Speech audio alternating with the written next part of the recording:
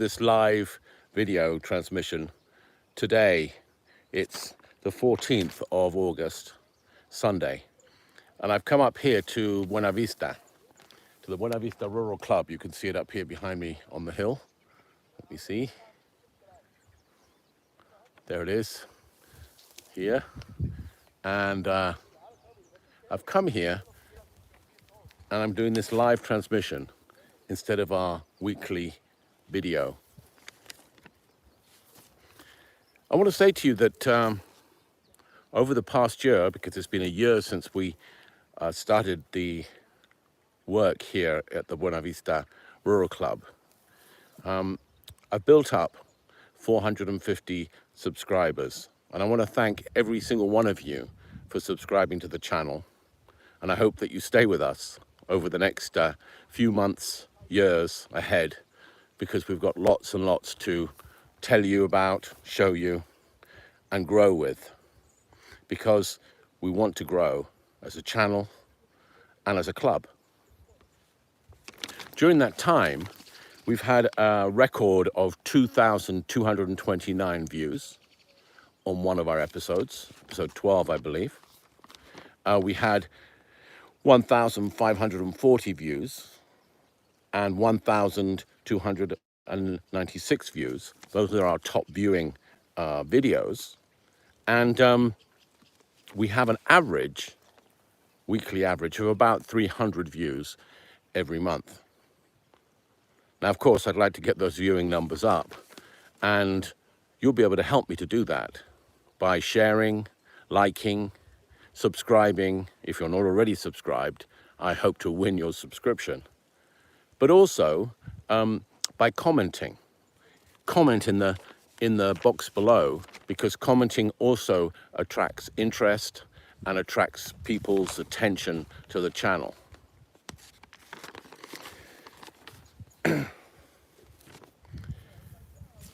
You probably noticed the title of this video is Avoiding the Trolls. When you open yourself up to the public, you open yourself up to everybody, and you meet some really wonderful people on the way. You have wonderful opportunities that open up. Fantastic. And this last year has seen me see a load of people, meet a lot of new people, subscribers who have actually come here to Buenavista, to the Rural Club. And I've had the honor and the privilege of meeting them and talking with them. And that's been great. But you also meet a few people who aren't the kind of people you want to talk to. Now, there aren't many of them, but they move about a lot. And these people are trolls. And we want to avoid them at all costs, of course. With that in mind, I plan to change a little bit the content of the channel. We've been based very much on the building and restoration of the farm over the last year, and we've taken enormous strides. You only have to look at episode 2 and compare it to the latest episodes. I think we're at number 47, this one is 46. If you look back at some of the progress that we've made, it's been enormous. And I've really got to thank everybody for being enthusiastically supportive of my my journey, our journey, the Buenavista Rural Club. It's been tremendous. I've really enjoyed the last year. I think, got much fitter. I did say that I'd get fitter, and I think I have got much fitter. I feel much better, and I feel part of the countryside around me. And I really have met some amazing people locally, and also people from all over the world, which has been great. We have subscribers from different countries. I'm trying to get the in the background a shot of the buildings. Let me just see if I can locate that for you. Just a second, over this way a little bit, I think. There we are, is that it?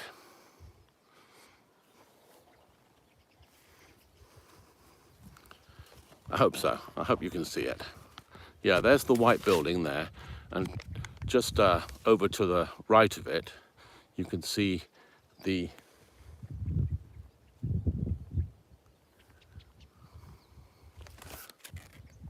main building, what they call the castle around here. They nickname it the castle. Okay, so as I say, I want to try and move away from the construction videos and start to talk more about our plan, our vision, our values as an organization, Buenavista Rural Club, what we're trying to achieve, how Tenerife is relevant and how we are relevant to it, and how we fit into the structure, especially how we fit into the Parque Rural de Teno, which is the Teno Rural Park, a nature reserve of outstanding natural beauty. How our values fit with that, how what we're trying to achieve fits with that. And so I plan to be visiting some of the places around here and sending you videos about those places and how that is relevant to who we are and what we are. The videos that I've produced so far and published on the channel, they're like episodes each week, and if my experience serves me, I watch other people's videos, and you'll see some of the links in the page, on the subscription page, of some of the videos that I watch. And I watch the videos every week, but I don't really visit them again. So they're sort of one-off, like a television program. And I guess that the same thing applies to us on this channel. So I'm going to take them and I'm going to unlist them so they're not public. And I'm going to put the links of those unlisted videos on our website, which is www.buenavistarural.com. And you'll be able to look back over the archive if you would like to see some of the original videos. And obviously in the comments, I'll also have some links to relevant and important videos during that journey. So please use that facility, the buenavistarural.com, and have a look and see what we've been doing, because that's where I'm going to archive things and make it like a library. I'm also going to create a new category in Patreon of supporter, and I'm going to open up the Patreon to membership at a very low, negligible amount of money. You know, $1, €1, £1, a year, just so that you have a place where you can go as supporters, but also as a means of getting data so that I've got your contact details, etc. Hopefully we can then keep in touch closer, because one of the main objectives of the Buenavista Rural Club and this channel and the subscribers is to keep in touch with you and to create a community. Now, I may need some help to create that community from the community, but it would be fantastic if we could do that. And I hope to see you all here in this beautiful place. Let me show you behind me. Today is an amazing day because the clouds are low. You can see them coming in across the mountains. On a day like today, where you don't get beaten down by the hot sun, it can get very hot here when the sun is out, but it can also be beautiful when it's like this, overcast, and the clouds are low. Obviously, the clouds bring the rain, and the rain brings the water. And without that water, we couldn't have Buenavista Rural Club. We'd be a desert. Like the south. We're not in the south. We're in the northwest corner of Tenerife. Right over, La Palma is very close to us. La Palma, you'll remember, was the Tenerife, when it was the Canary Island that had the volcanic eruption very recently. and it's the most active, I think, of all of the islands volcanically. Anyway, I last did a live video in episode 28 from the TAORO. That was from my grandfather's house just before it was sold. The sale now has been completed, and the new owner has taken over and is restoring that house. Obviously, it was a very sad time for us, but we did manage to make a video alongside Lockdown Loons, who are a production company that was formed in the lockdown of Brits here in the north, and we produced a video called the TAORO House of Horrors. I'll put the link in the description, please watch it, it's quite fun. But it was in the old house, and you can see it in various forms, and you can see a lot of zombies in it. And it was really funny because when we were filming it, on the day when we were filming it, and it was really the last weekend, I think, that it was in our possession, the new owners came to visit, and the new owners and their young son, and they arrived in the drive and got out of the car and were greeted by about 30 people dressed as spooks, and it was amazing because they didn't know what the hell was happening when they saw us there. The Walking Dead coming out of the house.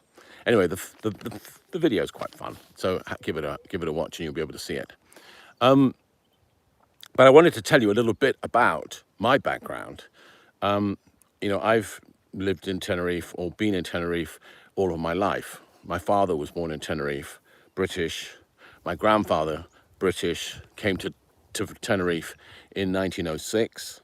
He was general manager of Elders and Fifes, the fruit people, fruit exporters. And indeed, that's why my father was born here. He could speak fluent Spanish, of course. And it was the reason why during World War II, he was stationed in Gibraltar and part of Special Operation Executive, which was a sort of James Bond type operation. It was a forerunner of the SAS, and they did secret missions undercover into Spain, and basically helping people get from the African theatre of war back to the UK, but also doing some sabotage work on German submarines and stuff. And well, he was there during the Second World War, and he was also captain and was going to be one of the leading leaders of the invasion of the Canary Islands by the British during the Second World War, which was one of Churchill's plans. The Germans also had a plan to invade the Canary Islands because of the strategic nature of these islands. And so both the Germans and the British had their eyes on the Canary Islands and had a plan to invade. In fact, the British had the code name Operation Pilgrim, I believe. You can Google it up and have a look, and you'll probably come across my father's name in that report. Anyway, I was brought up and born. I was after the war. My father was sent to South America. When he wasn't sent to South America, he went to South America with Shell Oil, and it was there that I was born, in Venezuela. And so I grew up in Venezuela, was sent away to boarding school in England when I was 9, and I used to spend my holidays in Venezuela and in Tenerife and in England. And so I used to travel between those three places quite a lot, and it was an amazing upbringing, as you can imagine, full of lots of adventures. But as a result, I came to Tenerife because my father retired here, and came here when I was still 17. Took one look at the place and thought there's nothing here for me, and I went to London, which is where I developed a career as an audiovisual specialist, later, of course, into video. But my main business was live events and conferences. And conferences were the lifeblood of what I did. But it was in all of the media, in all of the video, slides, photography, graphics, script writing, all that kind of stuff, lighting, sound, projection. And I did that really until 2010, 2011, when I suddenly had a revelation that I wasn't doing what I always wanted to do, which was live in Tenerife. And I came here, spent 2 or 3 years finding my feet, and then after the first year that I was here, my father died at 92 after a very long and happy life. And more recently, my mother passed away. And before she did, I got involved in some legal litigation because my mother had lent some money to the company that owned the farm, and they hadn't been able to pay it back. And my mother had given up on that loan. She had decided that that the money was lost. And when I came out here, I spoke to her about it, and we took the company to court, and we were able to get the farm. Because they couldn't sell the farm to recover the money, the judge awarded the farm to my mother. And about very shortly after that award was given to my mother, and we had the farm in our possession, she died. And that, of course, meant that I had thankfully recovered the debt for my mother, but that meant that the farm came down in inheritance, and it was abandoned. No one had been here since 1986. No one had lived here since 1986. It's overgrown. I mean, look at the brambles. I mean, this is good. The brambles go all the way up through the farm, and it's just completely overgrown. But the stone walls. I mean, it's beautiful here. There are so many treasures to be found, and I love the place. And so I could only really throw myself wholeheartedly into restoring the environment here and getting the buildings back up and working, and starting to share that with as many people as possible. And I'm doing that through the vehicle of the Buenavista Rural Club. So I hope that you'll come and see us. I hope that you'll continue to support us.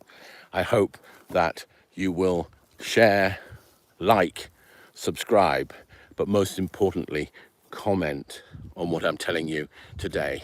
And let me know what you think about what it is I'm saying. Because I do this for me, but I do it for you. So please, come on board, support the project, and hit that like button. Thanks very much. And I'm going to see you next week, and we'll be doing something completely different. Take care.